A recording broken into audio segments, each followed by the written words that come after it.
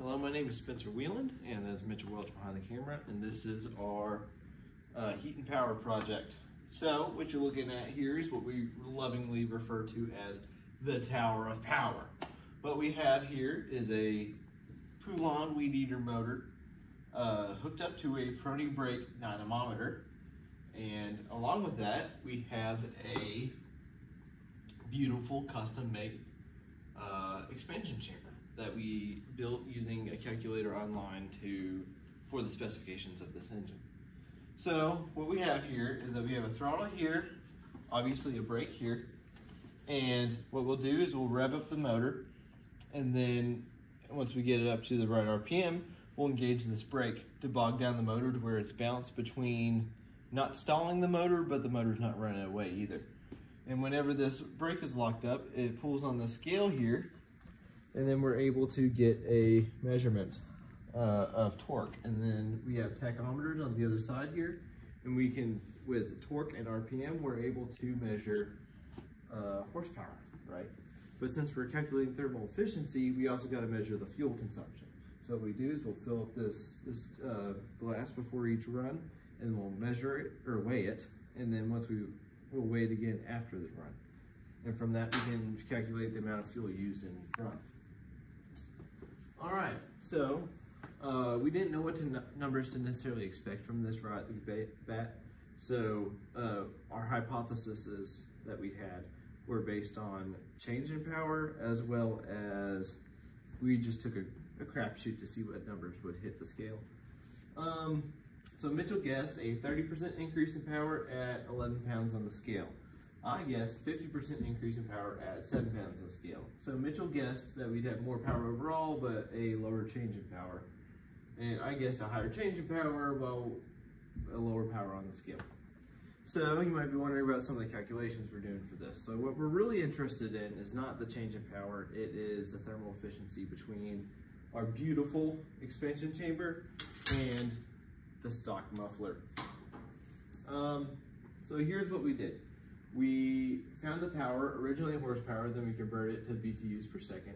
And then we have that divided by the amount of energy that's coming in the form of gasoline with our mass flow rate times this factor, which is pretty much the BTUs per pound.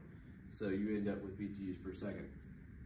And if you're wondering how we got this number, we found that there are this many BTUs in a gallon of gasoline, and there are this many pounds in a gallon of gasoline, and then we found this number here for BTU per pound. All right, so as far as our procedure goes for how we're going to test this, is we followed this procedure, and we came up with this to make sure that we had as consistent as results as possible. So first we would warm up. We wanted the motor to be warm so that we weren't dealing with a cold motor. Then we would refuel and measure the amount of gasoline in the container before each run. And then obviously we would restart, and we'd run for 25 seconds total. That's 5 seconds to start the motor, get in position, get everything ready to go.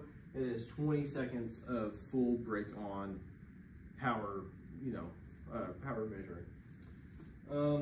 Then we measured the RPM and the force provided, and then after we did all that, we'd stop it and we'd measure the fuel consumption.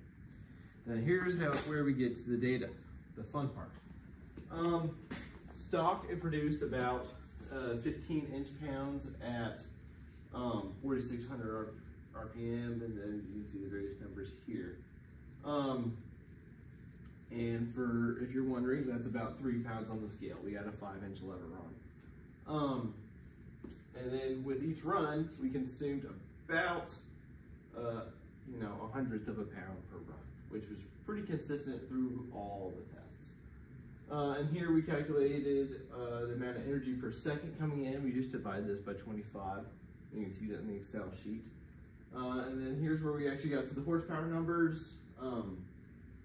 We were looking at about 8 horsepower for a stock pipe. And then here is where we used that over there, made sure both were in BTUs per second. We got an average thermal efficiency. We calculated for each run, and that's on the Excel sheet. But for this one, we just showed the average. It was about 0.07, so about 0.7% thermally efficient. All right, and here's where we get to the really interesting data. We got more horsepower, which, you know, I'm not gonna say we were surprised, but we were surprised. At a slightly higher RPM, but the reason why we think this is we think that the pipe shifted the power band of the motor slightly higher in the RPM. So we weren't really concerned about RPM necessarily, as we were just like max power the engine was making. And as you can see again, it did use about the same amount of fuel, about 1/100th of a gallon or 1/100th of a pound per run. The fuel consumption was also about the same as before. Overall, I'm pretty happy with how consistent these numbers are, which means we did something pretty okay.